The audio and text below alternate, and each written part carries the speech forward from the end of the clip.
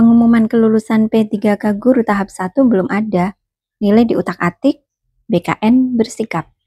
Dari laman jpnn.com di sini dimuat bahwa pengumuman P3K Guru tahap 1 belum ada sampai hari ini Kamis tanggal 2 Januari 2025.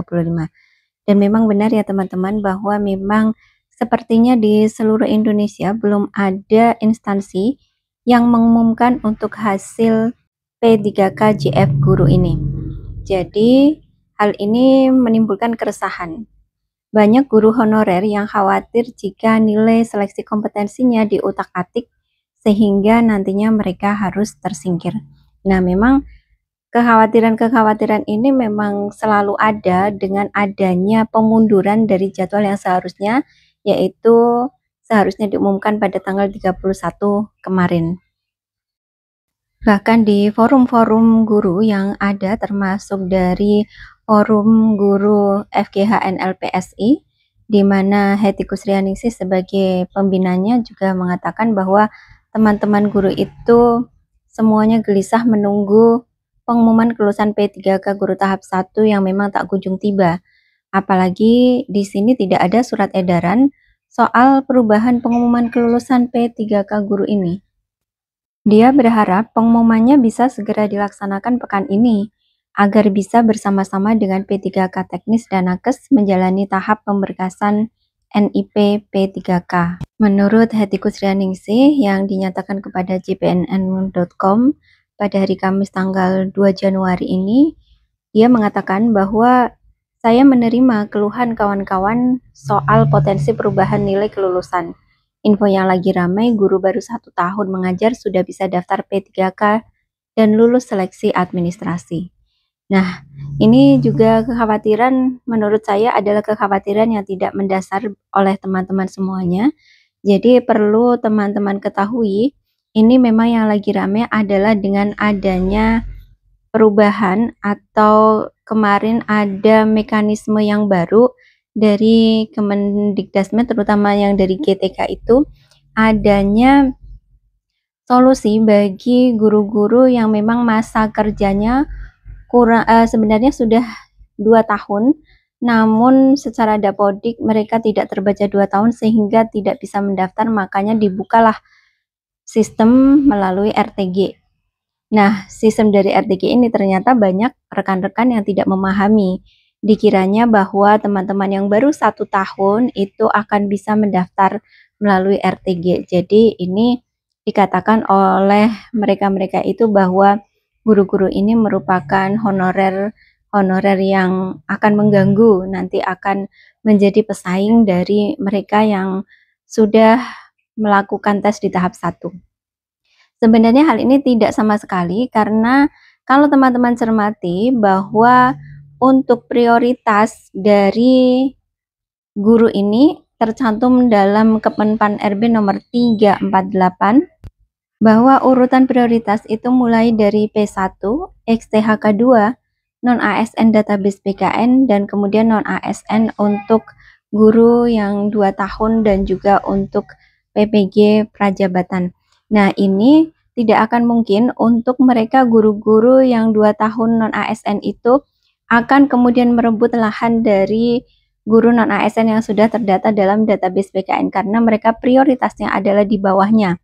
Jadi meskipun nilai mereka tinggi, mereka tidak akan bisa mendapatkan formasi ketika untuk guru-guru non-ASN database BKN ini belum habis.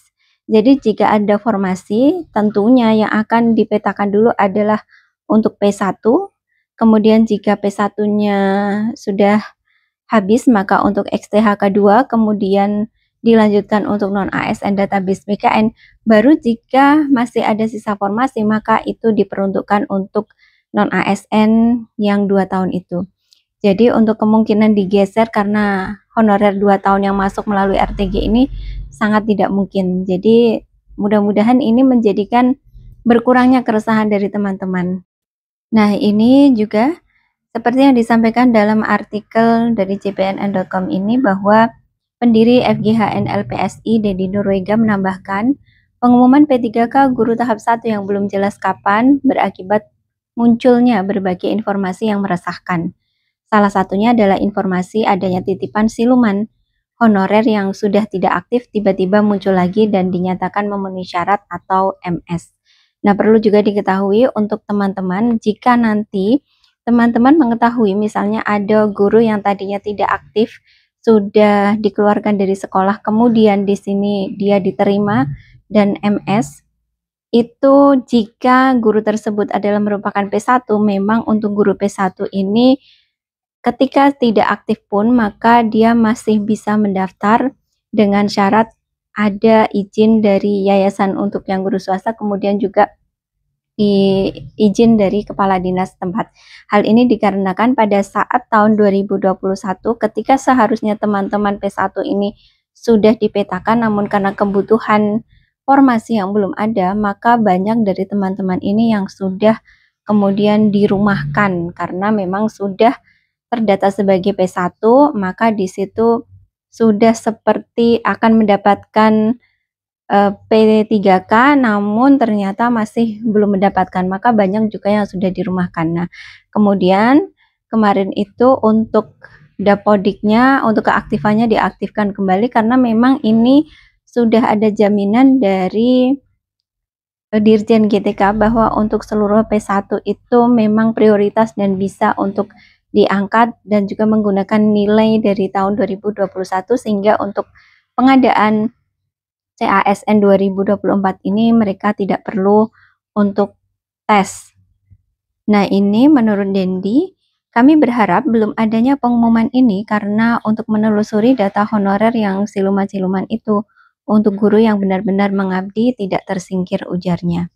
Nah, merespon hal tersebut, maka PLT Kepala Biro Humas Hukum dan Kerjasama, Bapak Muhammad Ridwan mengatakan bahwa belum adanya pengumuman kelulusan P3K Guru Tahap 1 ini dikarenakan pengolahan datanya masih berjalan.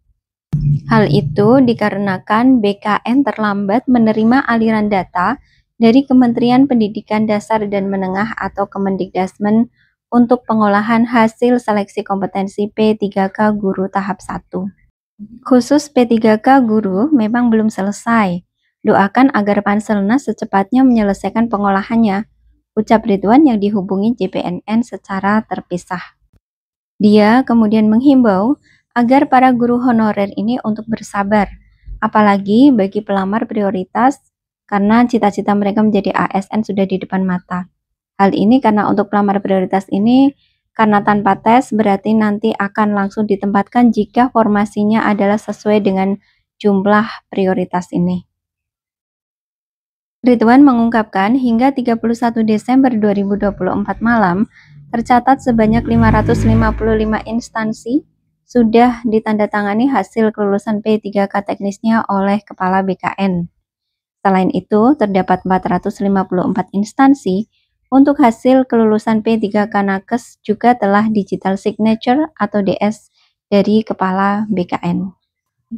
Jadi, sebenarnya sudah hampir tuntas ya. Kepala BKN sudah melakukan digital signature untuk hasil kelulusan P3K teknis dan nakes. Instansi tinggal mengumumkannya saja, kata Ridwan. Dia menegaskan setiap instansi seharusnya jangan menunggu semua jenis hasil seleksi kompetensi, yaitu ada nakes, teknis, dan guru itu lengkap dahulu baru pengumuman. Jika sudah ada di inbox instansi atau sudah DS dari Kepala BKN, maka dihimbau untuk langsung saja diumumkan bertahap agar honorer tidak mengalami kepanikan. Nah, teman-teman, sekarang sudah jelas ya kenapa terjadi keterlambatan, karena memang di sini ada sinkronisasi data yang harus difinalkan dari Kemendikdasmen dan juga dari BKN untuk kemudian nilai ini diolah. Karena seperti yang kita tahu, untuk nilai dari pelamar prioritas atau P1 itu kan menggunakan nilai di seleksi tahun 2021. Dan juga untuk guru juga mendapatkan afirmasi 100% bagi mereka yang sudah memiliki Serdik. Jadi ini integrasi nilai ketika teman-teman ini sudah dinyatakan lulus dan mendapatkan sertifikat pendidik, maka perlu pengolahan nilai. Nah, ini dimungkinkan kenapa untuk JF Guru itu untuk pengumumannya memerlukan waktu yang lebih lama karena banyak nilai-nilai yang harus diintegrasikan sehingga hasil dari pengumuman itu betul-betul valid dan nanti dapat digunakan sebagaimana mestinya. Terima kasih sudah menonton, jangan lupa share video ini sebanyak-banyaknya dan juga subscribe. Salam pejuang ASN.